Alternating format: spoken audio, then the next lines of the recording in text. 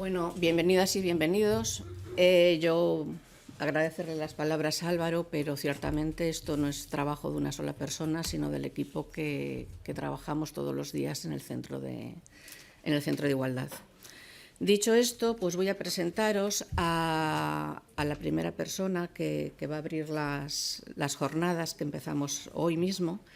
Es Octavio Salazar Benítez, catedrático de Derecho Constitucional de la Universidad de Córdoba y miembro de la Red Feminista de Derecho Constitucional. Es miembro de la Comisión de Igualdad de dicha universidad. También forma parte del Comité de Expertas y Expertos del Instituto Europeo de Igualdad de Género. Sus líneas de investigación prioritarias son el principio de igualdad y las diferencias, la transformación de las masculinidades y la revisión del concepto de ciudadanía desde el mandato de paridad. En 2021 fue nombrado socio de honor de AMIT, Asociación de Mujeres Investigadoras y Tecnologías. Y entre sus publicaciones caben destacar El hombre que no debiéramos de ser, La gestación para otros, Igualdad, género y derecho, Autorretrato de un macho disidente, La vida en común, los hombres que debiéramos de ser después del coronavirus y al amparo del feminismo. Conversaciones con Amparo Rubiales. En estos últimos días está promocionando su último libro, John Wayne, que estás en los cielos, masculinidades, cine y feminismo. Y bueno, es una persona que hace muchísimas cosas. Esto es una pequeña parte de lo que él hace. Y bueno, pues yo ya os dejaría con él. Muchas gracias.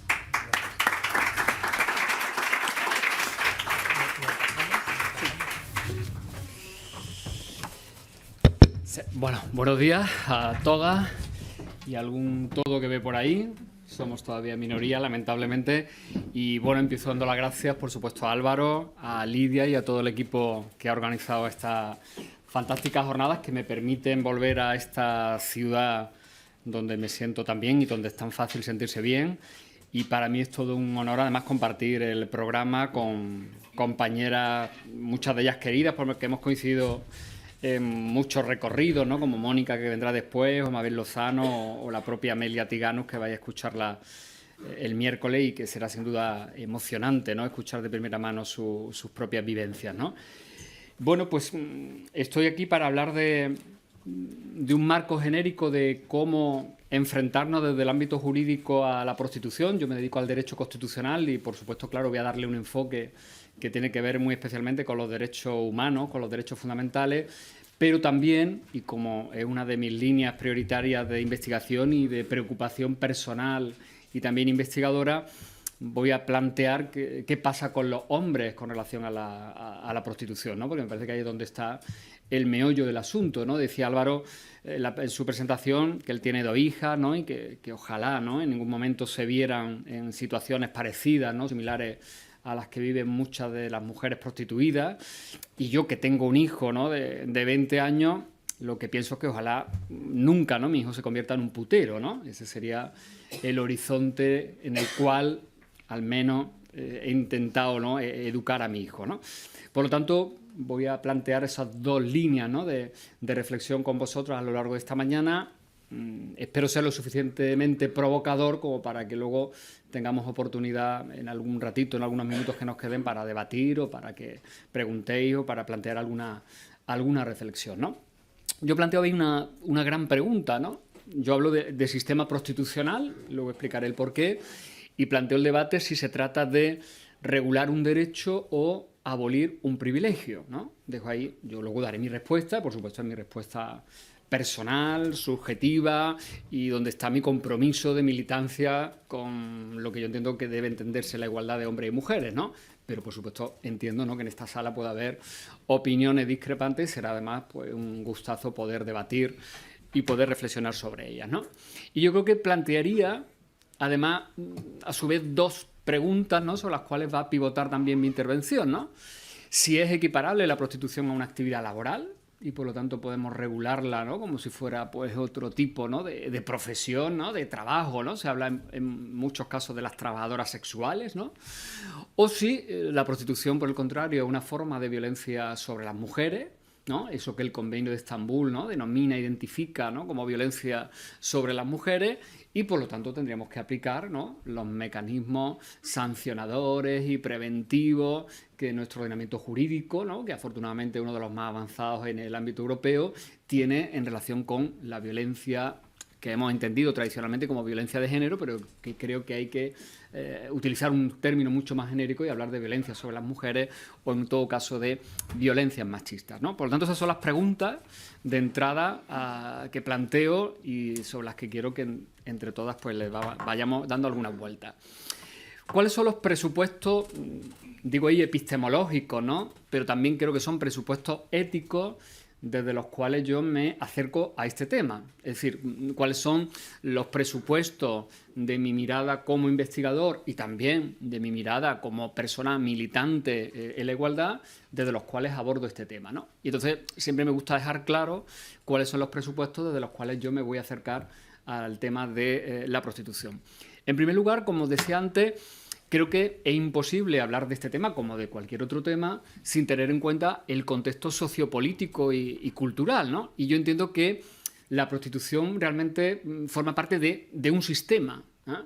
Y hablo de sistema porque aquí encajan muchísimas piezas que tienen dimensiones económicas, que tienen dimensiones culturales, que tienen dimensiones incluso políticas, y donde, si vamos tirando de los hilos, nos vamos encontrando con elementos como eso que Rosa Cobo llama la industria de la explotación sexual, la dimensión global del asunto. Es decir, creo que no podemos hablar de prostitución vinculada a un solo territorio, sino que estamos hablando de un problema global, en un contexto además de, no ya de feminización de la pobreza, sino más bien, como dice Saskia Sassen, de feminización de la supervivencia, ¿no? Y por lo tanto hay que tener en cuenta ese contexto tremendo de desigualdad económica, ¿no?, que afecta singularmente a las mujeres, para entender qué ocurre con la prostitución. Y luego, claro, de manera interseccional a todo esto, los procesos migratorios, en la medida en que buena parte, ¿no?, de las mujeres prostituidas están en ese contexto, ¿no?, de las migraciones. En segundo lugar, entiendo, claro, que el sistema prostitucional debemos abordarlo desde los derechos fundamentales que están en juego. Como yo decía, yo soy constitucionalista, por lo tanto, para mí el punto esencial de reflexión es el concepto de ciudadanía y, por lo tanto, en cuanto a ciudadanos y ciudadanas, cuáles son los derechos que la Constitución, nuestro ordenamiento jurídico, reconoce y cuáles son los derechos que el sistema prostitucional pone en riesgo o efectivamente lesiona, ¿no? En tercer lugar, evidentemente creo que es una situación, un contexto y una problemática que tenemos que abordarla con una perspectiva de género. Y claro, cuando hablamos de la perspectiva de género, estamos hablando de una perspectiva relacional, una perspectiva de las relaciones de poder entre hombres y mujeres que de alguna manera están explícitas y también implícitas en ese sistema prostitucional y en la sociedad en su conjunto, ¿no? Cuando hablamos de género, y creo que esto es muy importante subrayarlo, estamos hablando muy especialmente de esas relaciones de poder que de alguna manera siguen condicionando nuestra propia realidad, nuestras identidades y cómo configuramos las sociedades modernas. Y en cuarto lugar, entiendo, yo que me dedico al ámbito jurídico, que el derecho también puede ser una herramienta de transformación social, ¿no? El derecho no simplemente sirve para mantener el orden, para mantener la seguridad, esa visión podemos decir como más conservadora, ¿no?, de lo jurídico, sino que también entiendo que el derecho puede ser una herramienta de remover todos esos obstáculos que impiden que los seres humanos seamos iguales de manera efectiva y que seamos libres y autónomos de manera efectiva, ¿no? Es decir, el derecho, entiendo yo, y esa es la posición en la que de alguna manera milito, entiendo que debe entenderse también como una herramienta de transformación social, ¿no? Y en ese sentido estoy muy de acuerdo con Ana Rubio, ¿no? Ana Rubio es una jurista, ¿no?, ya está jubilada desde hace unos años, pero una de las referentes, ¿no?, del pensamiento jurídico feminista, ¿no?, profesora catedrática de filosofía del derecho, que ella decía que efectivamente cumplir el objetivo de diseñar un determinado orden social exige un determinado activismo. Es decir, también tenemos que ser activistas, ¿no?, desde cómo entendemos el derecho, desde cómo entendemos para qué sirve el derecho y qué es lo que pretendemos corregir con el derecho, ¿no? Entonces yo creo que aquí no vale, ¿no?, lavarse las manos, ¿no?, mantenerse en una posición de una pretendida neutralidad, sino que aquí, y ante una problemática tan evidente como esta de lesión de derechos fundamentales, hay que adoptar una posición activista, ¿no? Y esa es la posición en la que yo evidentemente me sitúo, ¿no? Yo creo que al final, cuando hablamos de temas tan complejos y tan controvertidos como la prostitución, al final nos estamos preguntando, nos deberíamos preguntar, ¿cuál es el mundo que queremos, ¿no? Antes, cuando Álvaro hablaba de su hija, o yo cuando hacía referencia a mi hijo, pues esa perspectiva, ¿no?, de qué mundo, ¿no?, queremos dejarle, ¿no?, en definitiva, a las futuras generaciones, ¿no? Y a qué precio, ¿no?, queremos conseguir ese mundo, ¿no?, que van a heredar nuestros hijos y nuestras hijas, ¿no? Entonces, claro, yo entiendo que aquí el derecho no puede mantener una posición neutral, ¿no? Es decir, las normas jurídicas, el ordenamiento, los operadores jurídicos, por aquí van a pasar, ¿no?, a lo largo de estos días gente muy directamente vinculada al mundo jurídico, yo creo que no pueden mantener una posición neutral, aséptica, sino que yo creo que deben comprometerse justamente con los mandatos constitucionales que tienen que ver, vuelvo de nuevo a ello, con los derechos de la ciudadanía. En segundo lugar, claro, la ley, no podemos olvidar, el derecho en general también tiene una dimensión discursiva. Es decir, cuando se aprueba una norma que regula una determinada materia, una determinada cuestión, está lanzando también un determinado discurso, un determinado relato a la sociedad. Por lo tanto, en el caso hipotético, ¿no?, que pensáramos que nuestro ordenamiento jurídico tiene que regular la prostitución, como plantean algunos sectores, como una actividad laboral más, eso también estaría construyendo un discurso y un relato, no solamente en torno a la prostitución, sino también, y ahí es donde me parece que encontramos el tema más problemático, con respecto a lo que significa ser hombre y ser mujer en las sociedades contemporáneas, ¿no? Por lo tanto, el derecho es también un elemento de poder y constructor de relatos que sirven evidentemente para construirnos como sujetos y como sujetas en las sociedades democráticas. Y en tercer lugar, el derecho no puede renunciar a una dimensión que podemos llamar utópica, ¿no? No en el sentido facilón del término utopía, ¿no?, que nos parece a todos un término como que nos remite a lo imposible, sino en el sentido de una transformación ética en un sentido progresivo, ¿no?, de la realidad humana. Si no hubiera habido esa dimensión utópica, pues evidentemente no habríamos llegado a las sociedades democráticas que tenemos en el siglo XXI, las mujeres no habríais conseguido derechos como en su momento pudiera ser el derecho de sufragio, o determinadas minorías o colectivos no hubieran alcanzado derechos que hoy nos parecen ya indiscutibles, ¿no? En todas esas luchas por los derechos ha habido siempre un componente de utopía, en el sentido de un horizonte que alcanzar que suponga transformar la realidad que tenemos en el momento presente, ¿no? Yo creo que desde estas perspectivas y desde el punto de vista no solamente de los derechos de las mujeres, sino en general de los derechos humanos, yo creo que vivimos en un mundo donde yo plantearía como dos grandes objetivos utópicos, ¿no?, por lo grandes que son y lo contundentes que son, que serían, por un lado, desmercantilizar y, por otro lado, no sé si existe la palabra, pero bueno, yo la uso ahí casi inventada, despatriarcalizar, ¿no?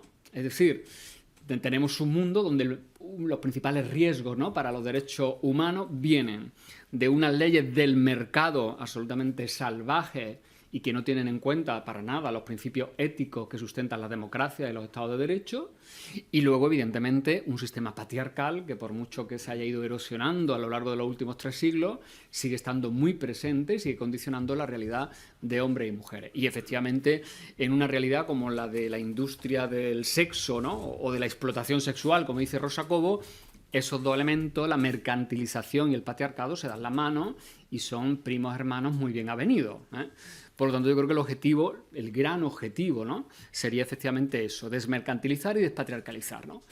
Y claro, partiendo de un principio que, aunque nos puede parecer obvio, pues yo creo que no está mal recordarlo cuando estamos iniciando una jornada donde vamos a hablar de prostitución, que es la dignidad, ¿no?, la dignidad de los seres humanos como presupuesto crítico y además como inquietud ética. Es decir, la dignidad, cuando se reconoce en la Carta de Derechos Fundamentales de la Unión Europea o en el artículo 10 de la Constitución, o ahí tenéis un texto, una sentencia del Tribunal Constitucional Español, nos está permanentemente interpelando para que desde ella cuestionemos prácticas, realidades, relaciones de poder que impiden que los individuos sean plenamente autónomos, que puedan desarrollar libremente su personalidad y que puedan vivir en un contexto de paz social, ¿no? Desde ese punto de vista, la dignidad está, claro, estrechamente vinculada a la igualdad. Y en un contexto democrático debemos entender que el sujeto, el individuo, hombre, mujer, con las características personales que sean, es el valor supremo y, por lo tanto, eso implica que no puede en ningún caso instrumentalizarse. Es decir, no pueden darse las condiciones para que una persona se convierta en medio para otra o para otro, ¿no? Sino que por sí misma esa persona tiene que tener la autonomía suficiente, los recursos suficientes, los medios suficientes para construir su propio relato, para que desarrolle libremente su personalidad, que es el concepto que utiliza la Constitución en el artículo 10.1. Os pongo ahí esa cartelera de una película que se ha estrenado hace muy poquitos días, ¿no?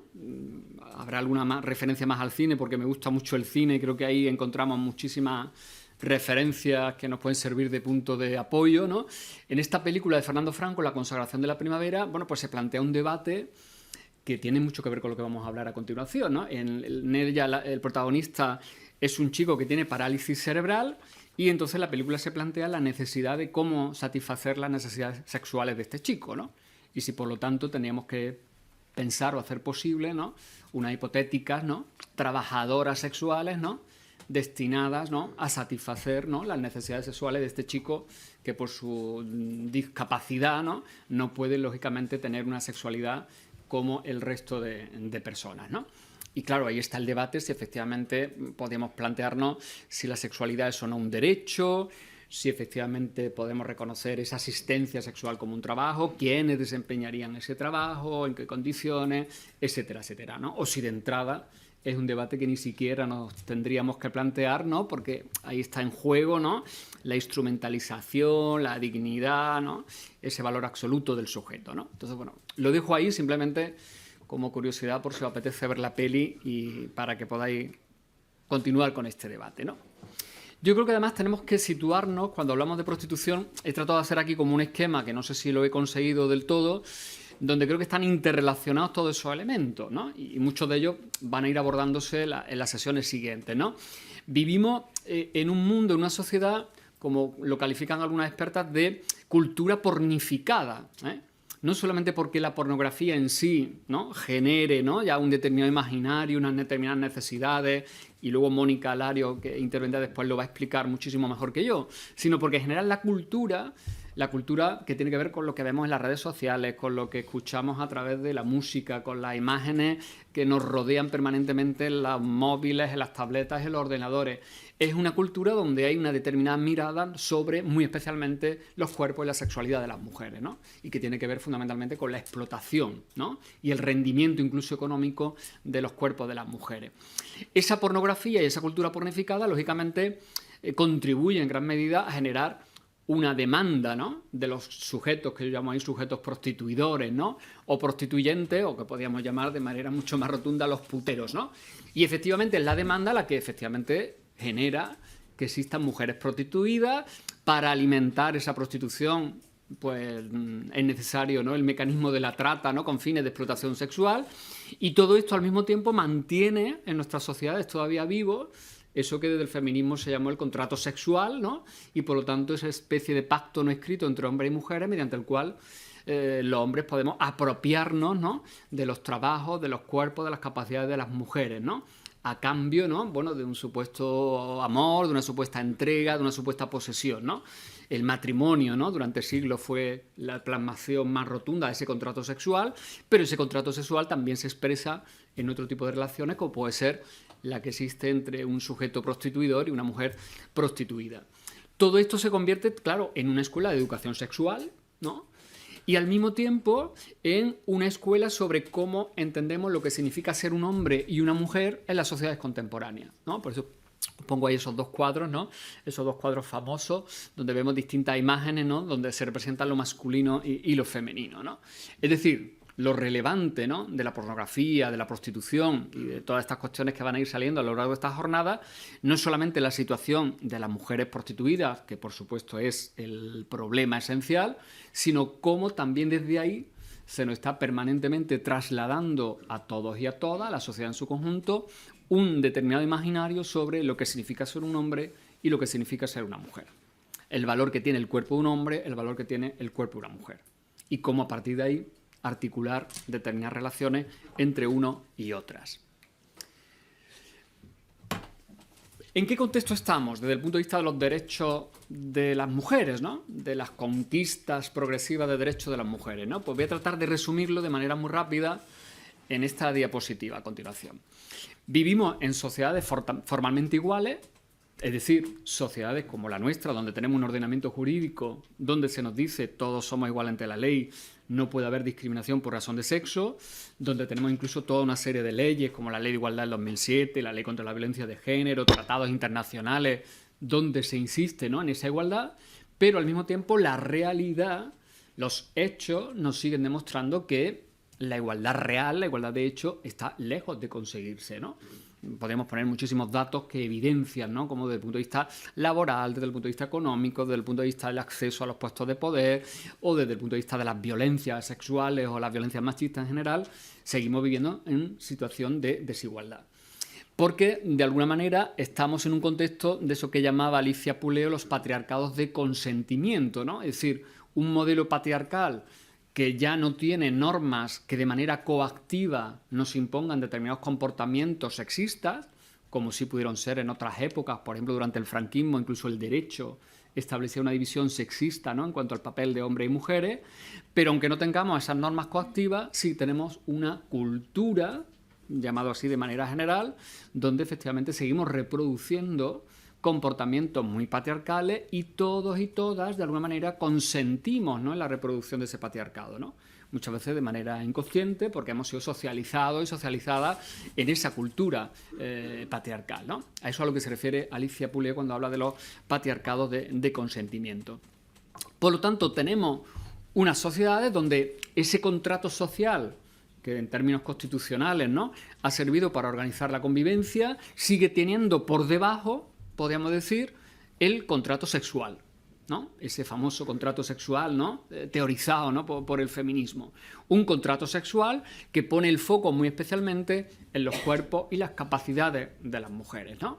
Y fijaros cómo buena parte, ¿no?, de los debates que siguen estando sobre la mesa en términos de feminismo tienen que ver muy especialmente con qué pasa con los cuerpos, ¿no?, y las capacidades de las mujeres.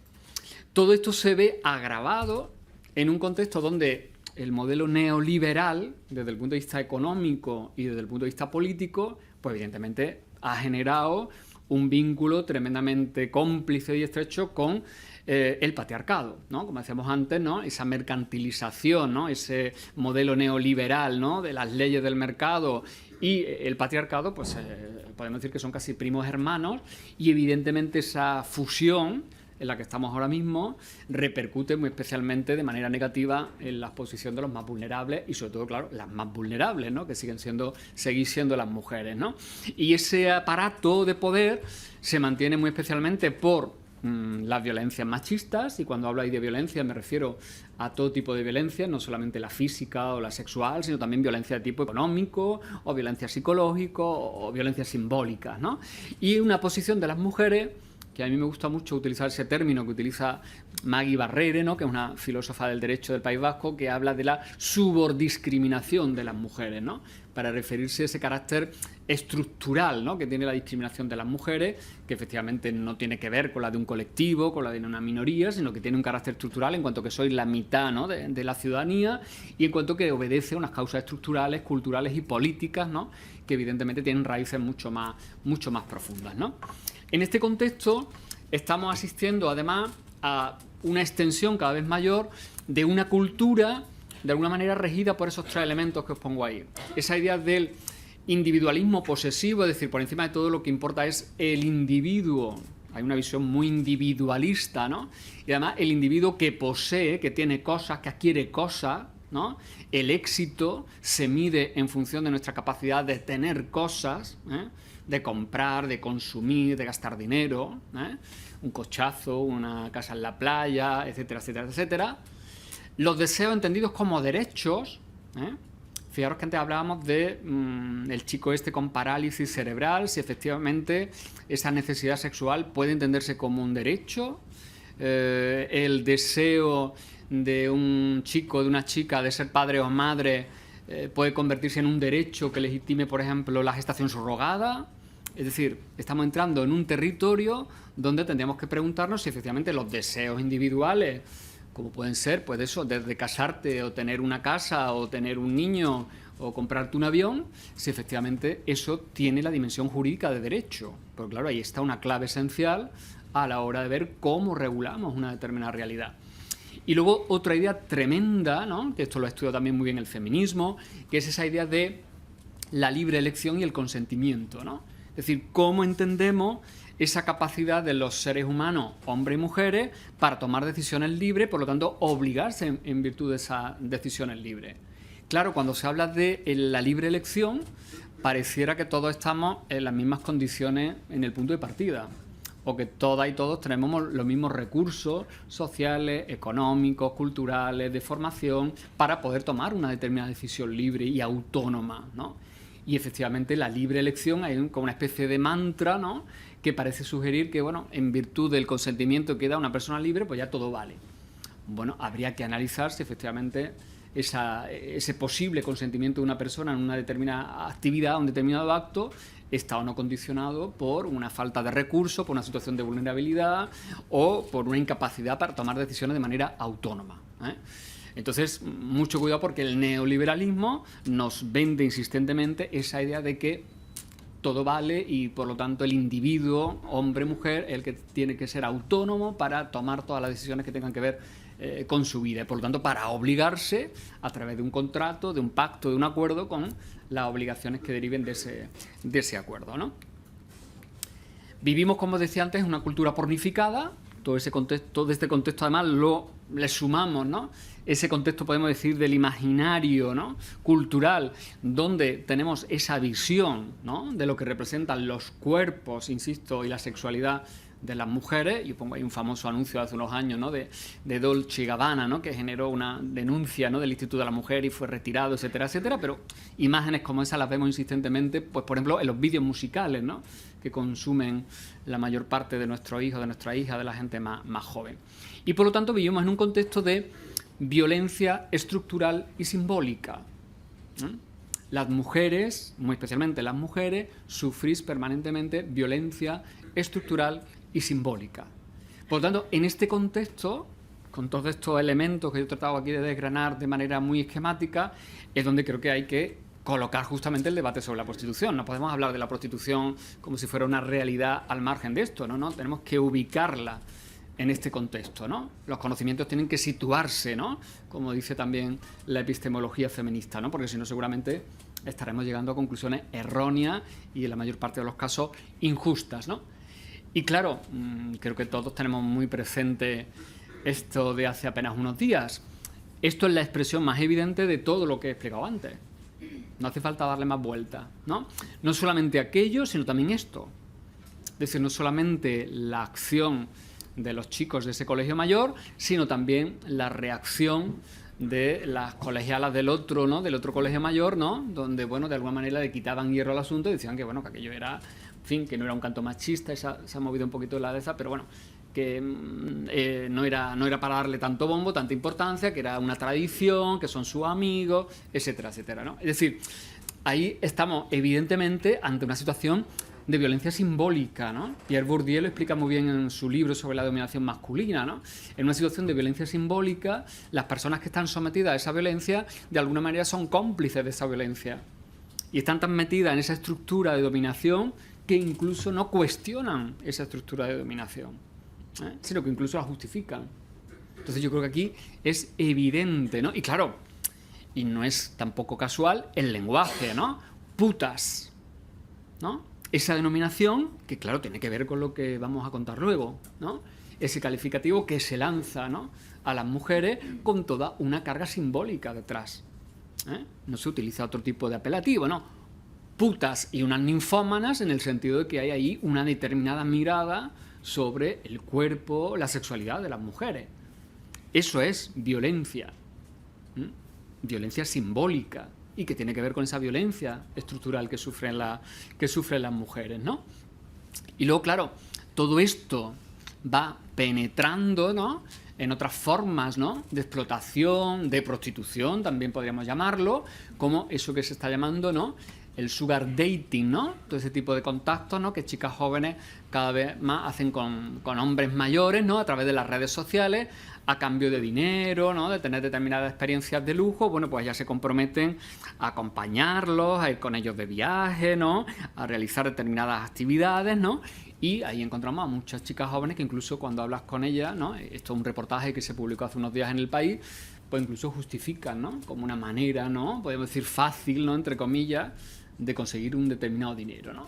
Claro, ahí de nuevo España vuelve a tener pues una cifra bastante vergonzante, ¿no? Es el 5º país del mundo con más personas suscritas a esas páginas, ¿no? Es decir, lo mismo que somos uno de los principales países en consumo de prostitución, pues también con esta nueva forma, ¿no? de prostitución enmascarada, ¿no? Podemos decir, pues evidentemente también aquí estamos como muy a la cabeza, ¿no? de este tipo de experiencias, ¿no?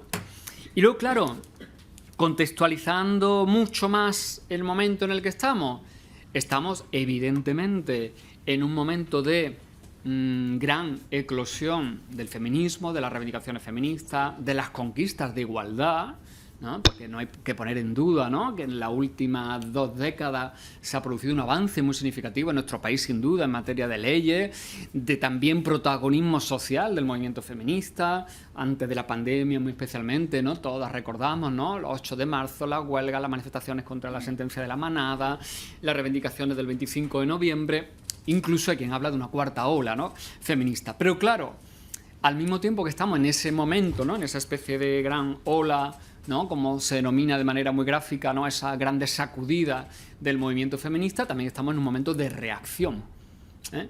Hay quien habla de una reacción posmachista, ¿no? Miguel Lorente habla de una reacción posmachista donde sobre todo nos encontramos a un sector importante de hombres, también por supuesto algunas mujeres, pero sobre todo de hombres que están viendo cómo de alguna manera van perdiendo el estatus tradicional que tenían de ser, pues eso, los proveedores, los protagonistas, tienen ya que compartir, ¿no? El espacio público que era privativo de nosotros con mujeres que están accediendo cada vez más con más poder a ese espacio público, tienen que ir asumiendo una serie de responsabilidades que tradicionalmente no hemos asumido.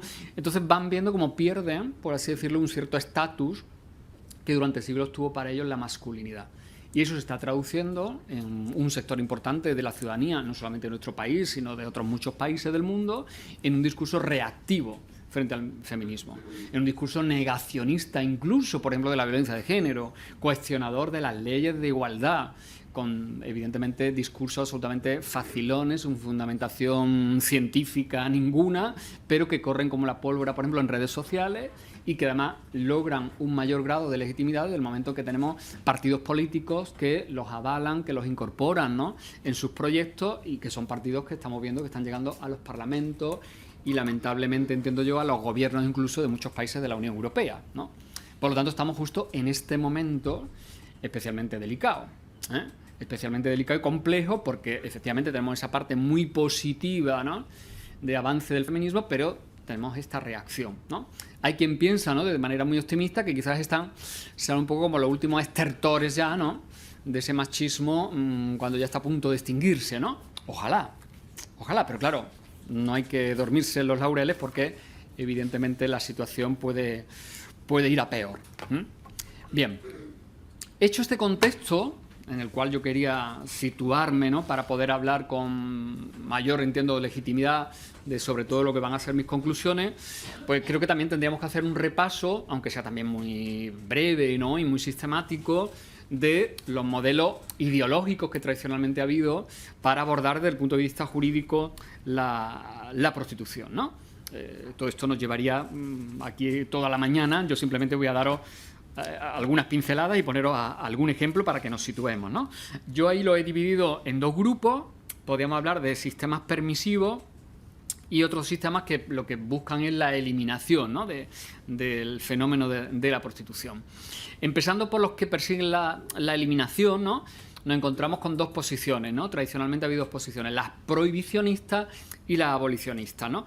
El modelo prohibicionista lo que defendería sería la persecución, por así decirlo, de todas las personas que intervienen en el negocio de la prostitución. Es decir, tanto las mujeres prostituidas como los proxenetas, ¿no? Entonces, para esta posición, que sobre todo se planteó la criminología del siglo XIX, la prostitución se veía fundamentalmente como un problema de orden público, ¿no? Y por lo tanto, claro, lo que había eran acciones de tipo represivo, penales, sancionadoras, ¿no? Había, pues eso, la visión de un cierto puritanismo, ¿no?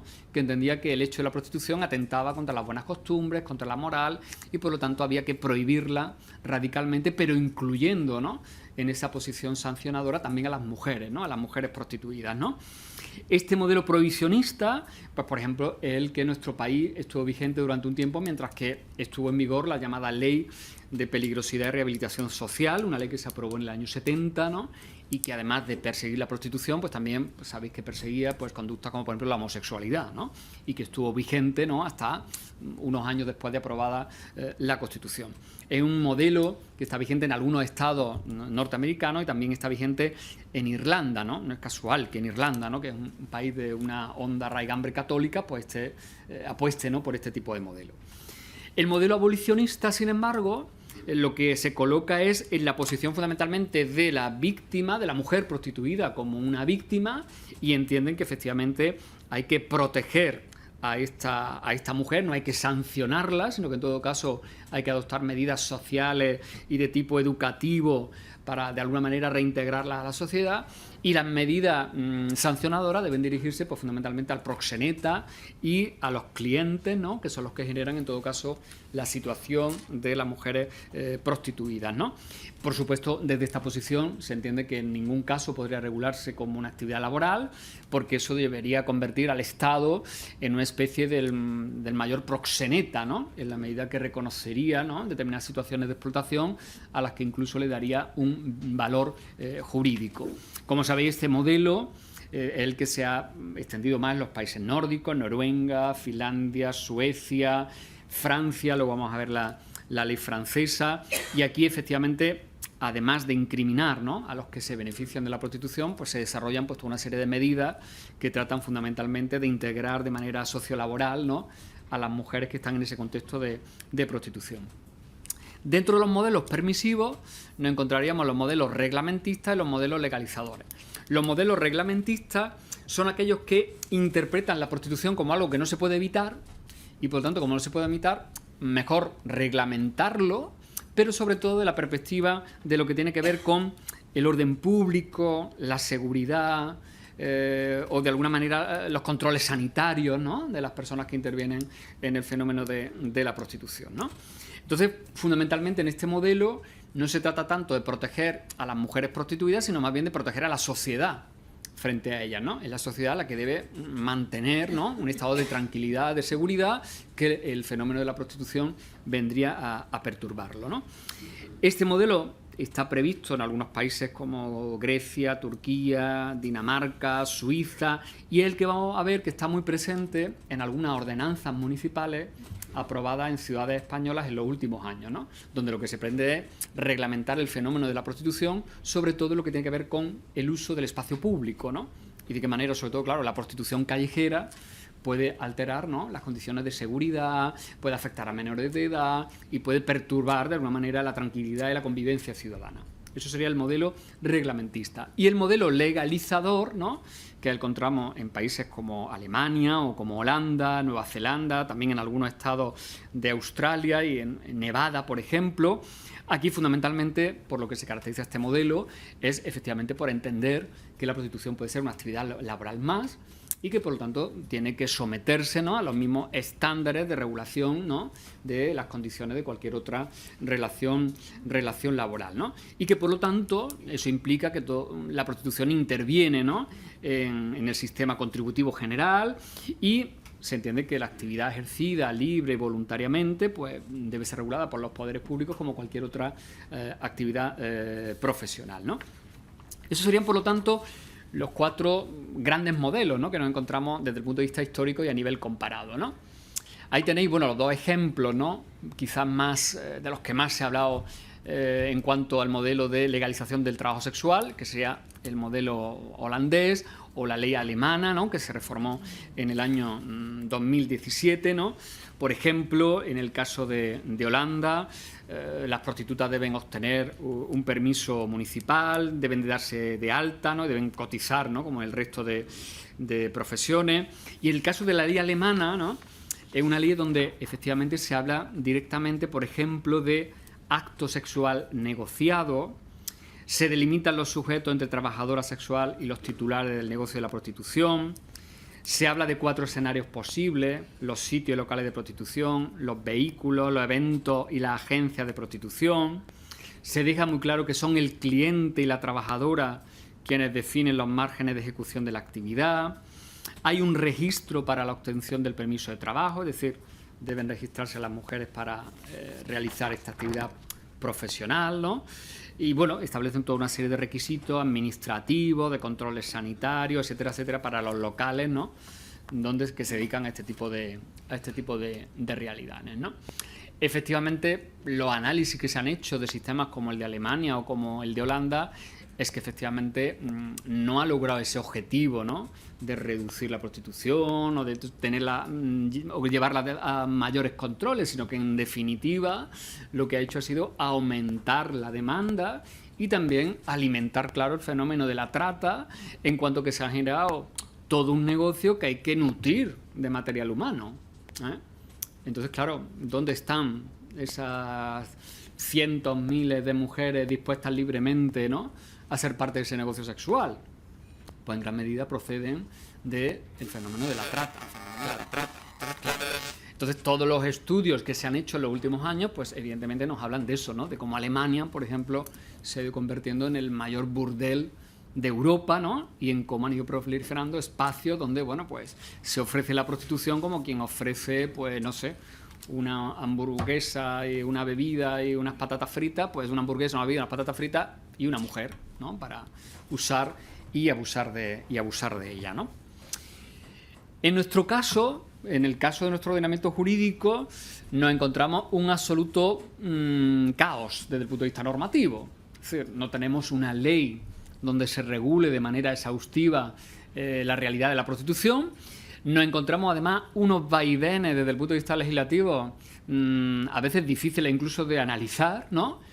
Hay toda una serie de cambios normativos del año 95, ¿no?, que donde en un primer momento se penaliza el rufianismo y las tercerías locativas, ¿no? Las tercerías locativas se refieren a cuando se usa o se alquila un local, ¿no?, que se va a utilizar para la prostitución, ¿no? Entonces, veis ahí distintas reformas que se han ido haciendo del Código Penal, ¿no?, hasta llegar al Código Penal vigente, donde la conclusión que tenemos que extraer es que la prostitución no es ilegal, salvo cuando la actividad de trabajo sexual está realizada por menores de edad o con discapacidad, y cuando se utiliza algún tipo de intimidación, violencia o abuso, ¿no?, de la persona que está en situación de prostitución, ¿no?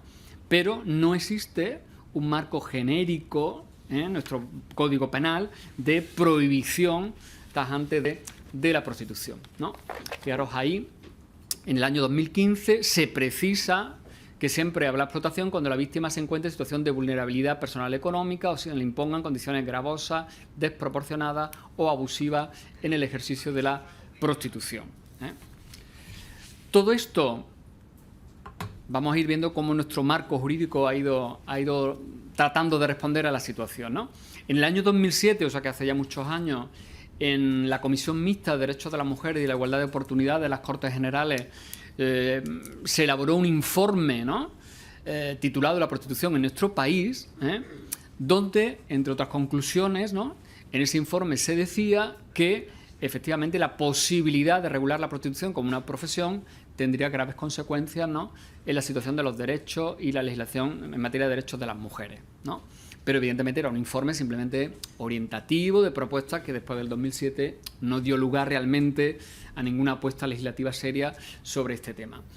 En 2011 hubo un informe del Consejo de Estado sobre una posibilidad que planteó el Gobierno en aquel momento de prohibir los anuncios de prostitución, como veis ahí, en medios de comunicación, en periódicos, ¿no? En aquel momento que la prensa escrita, ¿no?, estaba en otro momento, pues era muy habitual, ¿no?, ese tipo de páginas, ¿no?, yo diría que en casi todos los periódicos españoles, ¿no? Entonces, claro, se planteó el dilema jurídico si prohibir ese tipo de anuncios podría ir en contra de la libertad de empresa, ¿no?, o de la libertad incluso de expresión, ¿no? Entonces, el Consejo de Estado en ese informe avaló la posibilidad de prohibir ese tipo de publicidad, ¿no?, entendiendo que ahí había una causa más que justificada para negar, ¿no?, la difusión de ese tipo de publicidad, ¿no?, que podríamos considerar una publicidad ilícita, ¿no?, por lo que puede entrar en conflicto con derechos de las mujeres. Pero después de ese informe del Consejo de Estado de 2011 no hubo tampoco una respuesta legislativa, ¿no?, en el sentido de prohibir, ¿no?, esos anuncios en los periódicos, ¿no? Luego ya sabéis que en los últimos años la mayor parte de los medios, ¿no?, han ido, ¿no?, voluntariamente, entre comillas, eliminando, ¿no?, este tipo de publicidad. En el año 2015 se aprueba la Ley Orgánica de Protección Ciudadana, una ley muy polémica, ¿no?, por muchísimos motivos, que fue objeto de un recurso de inconstitucionalidad, y donde entre las infracciones que se prevén en esta ley y que tienen que ver, insisto, con la seguridad ciudadana, por lo tanto estaríamos en el contexto ese que hemos llamado antes reglamentista, ¿no?, donde se prevén estos fenómenos sobre todo como algo que tiene que ver con la seguridad, ¿no?, el orden público, ¿no? Fijaros que ahí se establece como infracción, con una multa entre 600 a 30.000 euros, la solicitud o aceptación por el demandante de servicios sexuales retribuidos en zona de tránsito público, en las posibilidades de lugares destinados a su uso por menores, como centros educativos, parques infantiles, tal, o cuando estas conductas pueden generar un riesgo para la seguridad vial. Entonces se penaliza, en este caso, al demandante de servicios sexuales, pero en lugares muy concretos, ¿no? Se utiliza un término tan genérico e indeterminado como proximidades de lugares destinados a su uso por menores, o bien cuando se puede poner en riesgo la seguridad vial, ¿no? Supongo que aquí se está pensando sobre todo en esa prostitución que se desarrolla en las carreteras, ¿no?, a la salida de las ciudades y demás, ¿no? En este caso, claro, no hay prevista una sanción para las mujeres prostituidas, pero claro, fijaros lo que dice el segundo apartado, ¿no? Los agentes de la autoridad requerirán a las personas que ofrezcan estos servicios para que se abstengan de hacerlo, informándoles de que la inobservancia de dicho requerimiento podría constituir una infracción del párrafo 6 de este artículo. Es decir, si hay una inobservancia por parte de la mujer prostituida de este requerimiento de los agentes de autoridad, pues evidentemente ahí sí que eso puede dar lugar a una sanción. Y claro, hay también un problema que tiene que ver con tendríamos que pensar quiénes son las mujeres que habitualmente ejercen esa prostitución callejera.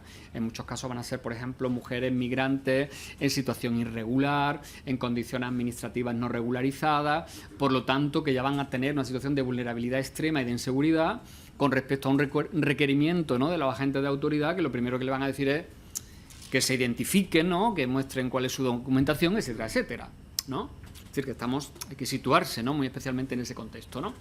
Y luego, en las infracciones leves, está prevista otro artículo que también podría dar lugar, en su caso, ¿no?, a algún tipo de sanción, ¿no? La realización o incitación a la realización de actos que atenten contra la libertad de indignidad sexual o ejecutar actos de exhibición obscena cuando no constituyan infracción penal, ¿no? Ahí podríamos pensar, ¿no?, que eso podría dar lugar también a algún tipo de sanción en este ámbito, en el ámbito de la Ley Orgánica de Seguridad Ciudadana. Según datos del Ministerio del Interior, ¿no?, desde 2015 a 2017, son los datos que tengo aquí recogidos, los cuerpos policiales interpusieron 591 sanciones a nivel nacional contra trabajadoras sexuales por realizar supuestamente actos contra la libertad e indemnidad sexuales, ¿no?, lo cual significa un importe total de 100.420 euros, ¿no? Madrid es la comunidad autónoma donde se impusieron un mayor número, ¿no?, de este tipo de sanciones, ¿vale? Esta ley fue recurrida ante el Tribunal Constitucional, no se recurrieron estos artículos y ahora mismo está en futurible, ¿no?, una reforma de esta ley, pero de momento no está aprobada y está lejos de que se apruebe todavía, ¿no? Por lo tanto, esto sigue vigente, ¿no? Y en el recurso ante el Tribunal Constitucional no se planteó la inconstitucionalidad de estas previsiones, ¿no? En el Pacto de Estado contra la Violencia de Género del 2007, ¿no?, hay toda una serie de medidas, ¿no? Ahí están todas muy pequeñitas, pero bueno, simplemente quería incluirlas aquí para que sepáis que en ese documento del Pacto de Estado sí que se preveían, ¿no?, de alguna manera acciones ligadas sobre todo a acabar con la trata de seres humanos con fines de explotación sexual, ¿no? ahí se preveían distintas medidas, ¿no?, en esa especie de carta a los Reyes Magos que fue el Pacto de Estado. Y luego me interesa mucho, ¿no?, por eso lo he puesto ahí en rojo, algo que planteaba el pacto, ¿no?, desincentivar la demanda de prostitución mediante campañas de concienciación y talleres de sensibilización dirigidos a los jóvenes. Esto está previsto, ¿no?, en el Pacto de Estado, ¿no? Y esto lo enlazaremos luego con parte de las conclusiones que os quiero plantear. Por supuesto, las menores de edad están especialmente protegidas en nuestro ámbito penal, ¿no? Ahí tenéis lo que prevé la Ley de Protección a la Infancia y la Adolescencia, ¿no?, donde efectivamente cualquier persona, ¿no?, que tenga conocimiento de un hecho que pueda constituir un delito contra la libertad e integridad sexual o de trata de seres humanos o de explotación de menores, tiene que ponerlo en conocimiento del Ministerio Fiscal. Por tanto, el Ministerio Fiscal tendría que actuar aquí para proteger a esas menores de edad. Y luego, en el Código Penal, como hemos dicho, sí que está castigado especialmente, ¿no?, aquel que, a cambio de una remuneración o promesa, tenga relación sexual con una persona menor de edad, ¿no?, o bien con una persona discapacitada. Eso está previsto en el artículo 188.4 de nuestro Código Penal. Este año acaba de publicarse hace poquitos meses, ¿no?, creo que fue a principios del verano, ¿no?, esta reforma de varios artículos del Código Penal, la Ley Orgánica de Garantía Integral de la Libertad Sexual.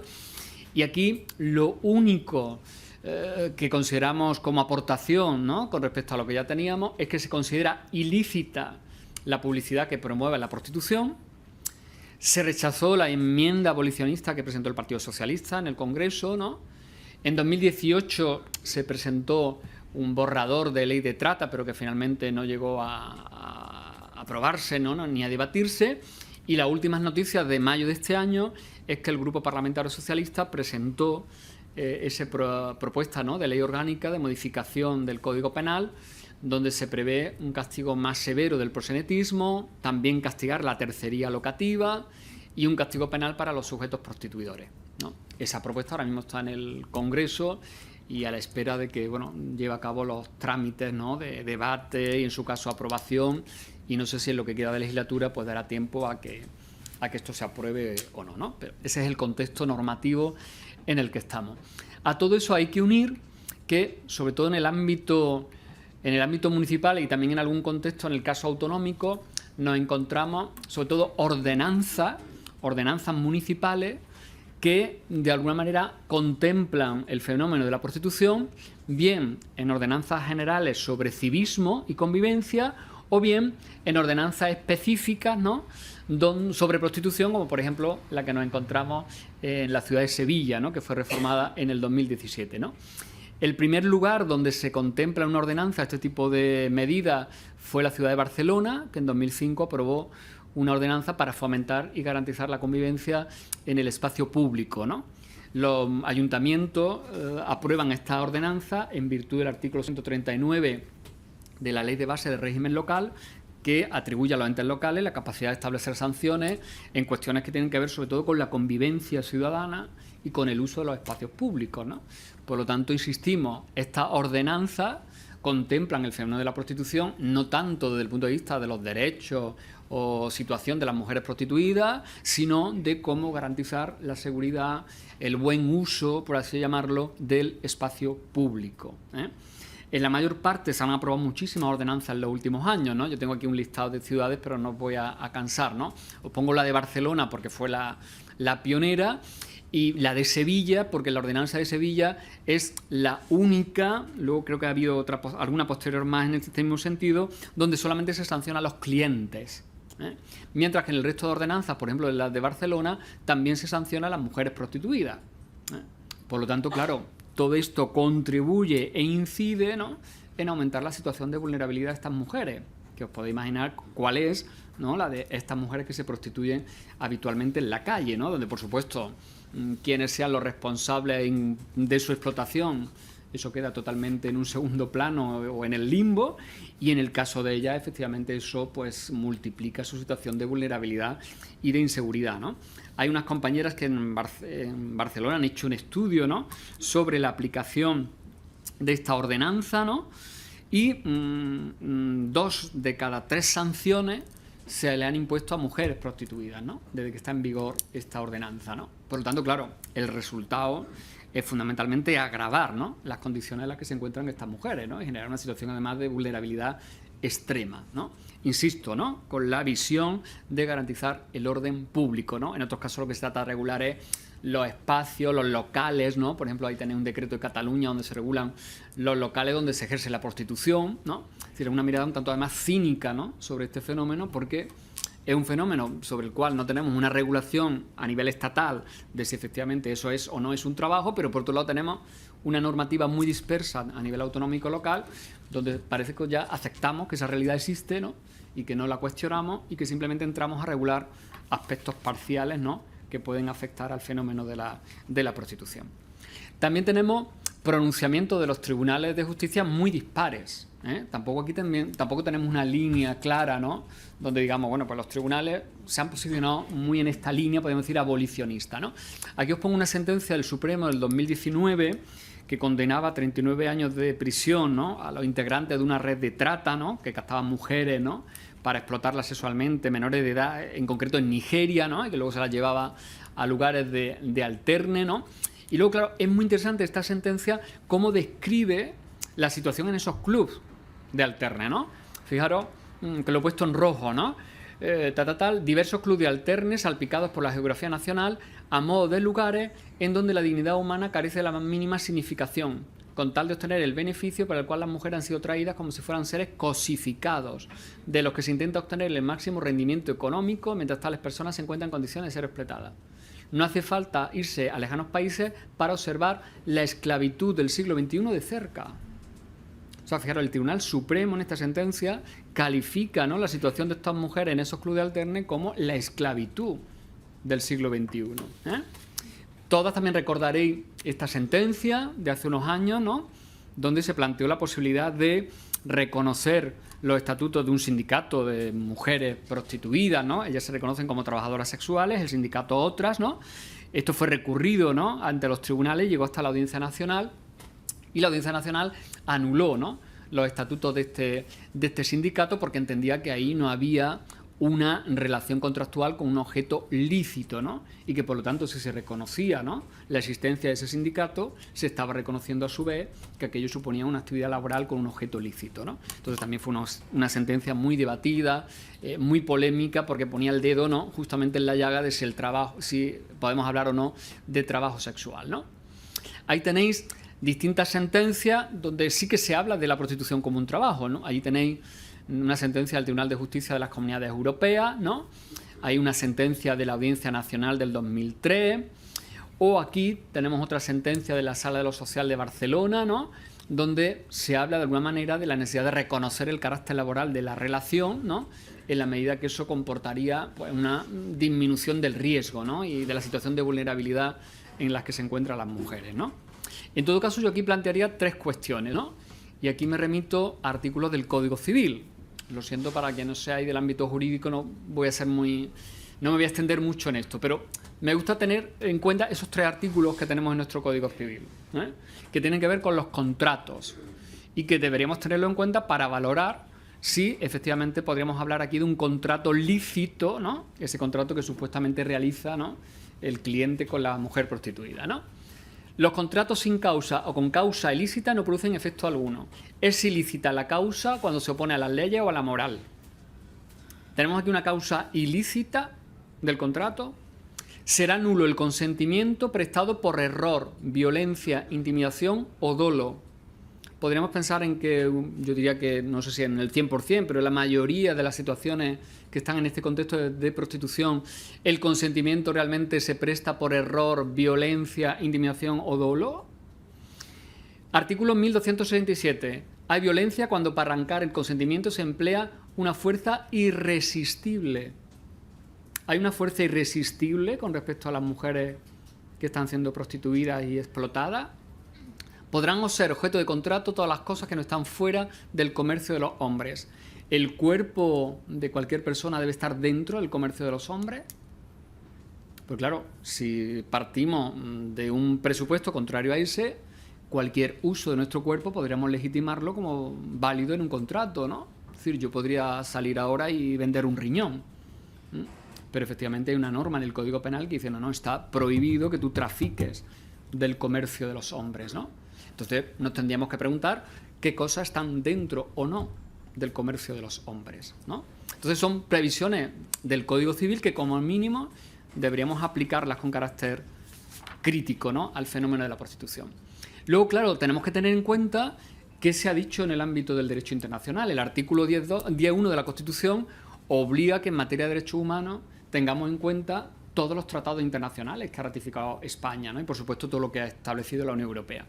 Ahí tenéis pues varias convenciones, ¿no?, de Naciones Unidas para la represión de la trata, por supuesto la CEDAW del año 79, el protocolo para prevenir y sancionar la trata de personas, especialmente mujeres y niñas, una directiva del Parlamento Europeo de 2011, ¿no?, donde se establece que los Estados deberían establecer medidas penales para luchar contra aquellos que usan servicios que implican explotación de mujeres, o esta última resolución del Parlamento Europeo del 2014 que se sitúa en una línea muy abolicionista, ¿no?, esta resolución sobre explotación sexual y su impacto en la igualdad de género. Y luego me gustaría recordar aquí qué dice el Convenio de Estambul sobre violencia contra la mujer, ¿no?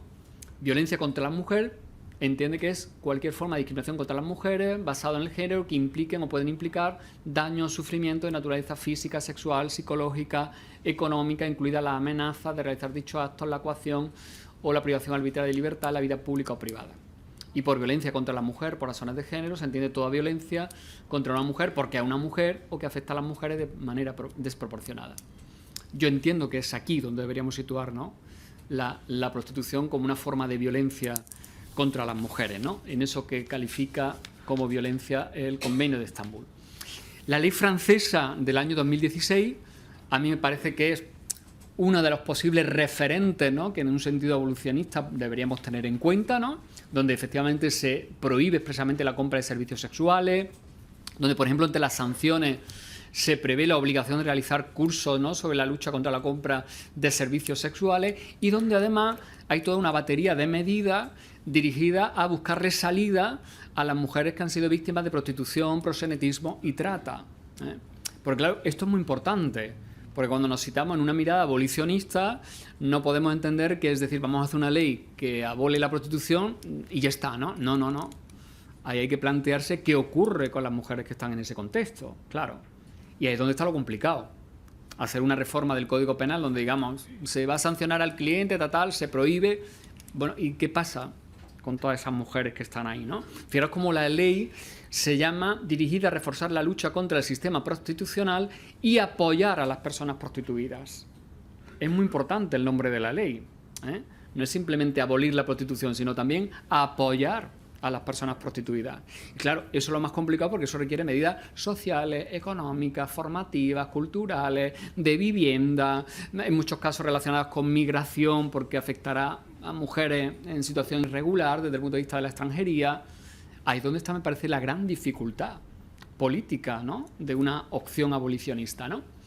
Esta ley fue recurrida ante el Consejo Constitucional francés, que en 2019 apoyó la ley, y aquí simplemente os pongo el ejemplo de un colectivo de hombres en Francia, ¿no?, especialmente movilizados contra la prostitución, que es un colectivo que se llama Cero Macho, ¿no?, y que han tenido, ¿no?, en los últimos años una posición muy activa, ¿no?, en Francia contra el fenómeno de la prostitución, ¿no? Los hombres contra la prostitución y por la ilegalidad, ¿no? Entonces, pues ahí os pongo eso como referencia, ¿no? Entiendo que la prostitución, es mi posición, claro, debe ser contemplada como una forma de violencia machista y por eso yo entiendo que sería necesaria una ley integral contra la prostitución, la trata y la explotación sexual de las mujeres, ¿no?, donde se persiguiera penalmente a quienes se benefician de la trata y la explotación, que desactivara y deslegitimara la demanda a través de medidas como la sanción de los sujetos prostituyentes, que ilegalizara las asociaciones de empresarios del sexo, que es otra de las patas no jurídicas a tener en cuenta, y luego que tuviera muy presente la protección social de las mujeres prostituidas, claro, evitando la criminalización y la revictimización de estas mujeres. Y aquí, claro, aquí habría que tener en cuenta dos elementos, por ejemplo, fundamentales. ¿Qué pasa con las mujeres migrantes? Porque una buena parte de estas mujeres van a ser mujeres migrantes y en muchos casos en situación irregular, ¿no? Entonces ahí tenemos una realidad que es sobre todo competencia de interior, ¿no?, y que tendríamos ahí habría que adoptar una política muy coordinadas con Interior. Y luego, claro, el tema de las menores de edad también, porque hay muchísimas de las mujeres que están en situación de explotación que son chicas menores de edad, ¿no? Y ahí ya sabéis que nuestro ordenamiento tiene un paraguas de protección mucho más específico, ¿no? Y luego, claro, tener en cuenta todo lo que prevé el derecho internacional de los derechos humanos. Es decir, que ya tenemos ahí toda una batería de previsiones dentro del punto de vista del derecho internacional que son las que tendríamos que trasladar a esta ley integral, ¿no? Yo creo que habría que reconceptualizar también el concepto de violencia de género, ¿no? Yo creo que hasta ahora no hemos manejado con el concepto de violencia de género de la ley del 2004, pero creo que determinadas realidades como esta imponen que incluso jurídicamente, legislativamente, ampliemos, ¿no?, el concepto de violencia machista. Creo que además hay que romper con la normalización de la sexualización y la cosificación de las mujeres, y aquí, claro, donde entran todas las medidas de tipo socializador, preventivo, que tienen que ver con la cultura, que tienen que ver con la educación, que tienen que actuar sobre el imaginario simbólico, ¿no? Y que de alguna manera deberían luchar contra esa prolongación de lo que desde el feminismo se ha llamado la cultura de la violación, ¿no? Es decir, la normalización del uso, de la explotación, del abuso, ¿no?, de la sexualidad y del cuerpo de las mujeres. Y luego creo que es fundamental las políticas dirigidas a los hombres, claro, porque efectivamente son los hombres los sujetos prostituidores, prostituyentes, y los que por lo tanto crean esa demanda, legitiman esa demanda y hacen necesario que exista incluso la trata de mujeres para llenar de contenido de cuerpos, ¿no?, a esa necesidad de satisfacer los deseos sexuales de los hombres, ¿no? Tenemos que romper con este imaginario, claro, un imaginario simbólico donde a través de la cultura en general hemos ido normalizando, ¿no?, el fenómeno de la prostitución a través de novelas, de películas, de todo tipo de referentes que todos y todas podemos tener en la cabeza, donde hemos tratado a la prostitución como algo normalizado, donde incluso se le ha dado a la mujer prostituida una visión romanticona, paternalista, a veces hasta idílica, por supuesto a veces desde el punto de vista del humor, ¿no? Y donde, bueno, pues encontramos incluso una frase de una película de Vigas Luna donde hay un sujeto protagonista que dice: todas las mujeres lleváis una puta dentro, ¿no? Yo creo que es fundamental que efectivamente nos paremos a pensar, aunque sea mínimamente, en cómo la prostitución de alguna manera sirve para reafirmar eso que llamamos ahí el capital simbólico masculino, ¿no? Cómo además en ese contexto del que antes os hablaba, en el que los hombres parece que hemos ido perdiendo ese estatus protagonista y de poder, parece que es en la sexualidad donde muchos hombres siguen encontrando todavía hoy un espacio en el cual reafirmarse, ¿no?, como los machotes de toda la vida, ¿no?, y donde efectivamente pueden llevar a cabo prácticas de dominio sobre las mujeres que en otros contextos de la vida y de la sociedad efectivamente ya hemos conseguido al menos controlar o hemos sometido a determinados diques de contención, ¿no? Hoy os pongo dos películas. Mabel estará aquí dentro de mañana, creo que viene Mabel Lozano, ¿no?, que os podrá hablar de ese documental basado en su película. Y luego aquí os pongo la referencia de un documental de Isabel do Campo, Serás hombre, donde plantea de manera muy rotunda y muy evidente el tema de la masculinidad y la prostitución, ¿no? Ella pone el foco en la construcción de la masculinidad, poniendo muy de cerca la referencia del uso de las mujeres prostituidas, ¿no? Pero en general, más allá incluso de la prostitución, que los hombres tenemos un serio problema con el sexo y con la sexualidad, ¿eh? Y hablo de un problema político porque al final yo creo que en la sexualidad se reflejan dinámicas de poder, ¿no? Dinámicas de poder donde efectivamente los hombres seguimos apareciendo como los sujetos dominantes, controladores, respondiendo a determinados estereotipos que podemos ver en esas imágenes, y donde con respecto a las mujeres hay una sobrecarga, ¿no?, de su sexualización, de eso que podemos llamar el dominio erotizado, ¿no? Es decir, parece que a muchos hombres además les pone sexualmente el tener dominadas a las mujeres, ¿no?, y el tenerlas bajo control, ¿no?, y que eso genera una determinada excitación, ¿no? Entonces, claro, insisto, eso genera unas dinámicas de poder absolutamente tóxicas que provocan además una deshumanización de las mujeres. Los sujetos hombres que acuden a la prostitución, yo entiendo que no podrían acudir de otra manera, sino es deshumanizando a ese sujeto con el cual tienen una relación sexual que ellas ni desean ni les apetece, y que simplemente la hacen, entiendo, por necesidades económicas, ¿no? Entonces hay ahí un proceso de deshumanización que permite a esos hombres desvincularse incluso moralmente de esas mujeres de las que no le importa, ¿no?, la situación personal, de explotación o de absoluta vulnerabilidad en la que estén, ¿no? Porque lo que a ellos les importa fundamentalmente es satisfacer sus deseos y sus necesidades sexuales, ¿no? Y ahí, claro, cuando vemos declaraciones como las de este personaje, ¿no?, diciendo que su semen es de fuerza, ¿no?, pues evidentemente nos encontramos, más allá de lo anecdótico y divertido del asunto, ¿no?, una reafirmación, ¿no?, de esa ansia de dominio, de poder, ¿no? Fijaros, fuerza. Y esto no fue algo tal, eso fue una declaración muy espontánea de este tipo, ¿no? Mi semen es de fuerza. Entonces, claro, es para tirar de ese hilo, ¿no?, y ver cómo aquí sigue habiendo, ¿no?, por parte de muchos hombres, una concepción de la masculinidad, de esa hipervirilidad, ¿no?, que tiene que ver con la fuerza, con el poder y con la concepción de la mujer como eso, una especie de vasija, ¿no?, a la cual se le hace una niña o con la cual pues se obtiene un determinado placer sexual, ¿no? Entonces, claro, fijaros cómo seguimos teniendo imaginarios permanentemente, ¿no?, la tele, las redes sociales, que nos devuelven esta tremenda imagen tan tóxica, ¿no? Yo creo por eso, y esta sería una reflexión que nos tendríamos que hacer los hombres muy especialmente, aquí creo que estamos 3 o 4 nada más, pero yo creo que el problema de los hombres es justamente esto, ¿no?, esta necesidad de sentir siempre que tenemos poder, y poder sobre otros y sobre otras. Esa idea del pene erecto, ¿no?, de la hipervirilidad, ¿no?, de que muchas veces parece que el cerebro, en vez de tenerlo aquí, lo tengamos ahí abajo. Y sobre todo como a partir de ahí construimos relaciones de poder sobre las mujeres, ¿no? Por eso creo que el problema de la masculinidad, como os pongo ahí en esas 2 citas, tiene que ver con esa idea del poder. Poder que necesitamos sentir no solamente en el espacio público, en el pleno de un ayuntamiento, en un gobierno, sino también cuando estamos en la cama con una señora. Entonces, esta es una reflexión que tendríamos que empezar a hacernos, ¿no?, los tíos, claro. Claro, después de todo esto, ¿qué necesitamos? Claro, seguimos necesitando educación para la igualdad, que incluya también educación afectiva y sexual, pero desde el presupuesto de educación para la igualdad, porque no es simplemente decir, bueno, vamos a educar sexualmente, no, vamos a educar sexualmente, pero en el contexto de educar para la igualdad. Ese debe ser el paraguas, ¿no? Fijaros esos datos absolutamente preocupantes de la Fiscalía General del Estado. Septiembre de 2022, los procedimientos incoados de delitos contra la libertad sexual, 58% más que en 2020, que fue el año de la pandemia, y un 35,7% más que en 2019. Crecen un 58% los delitos sexuales cometidos por menores.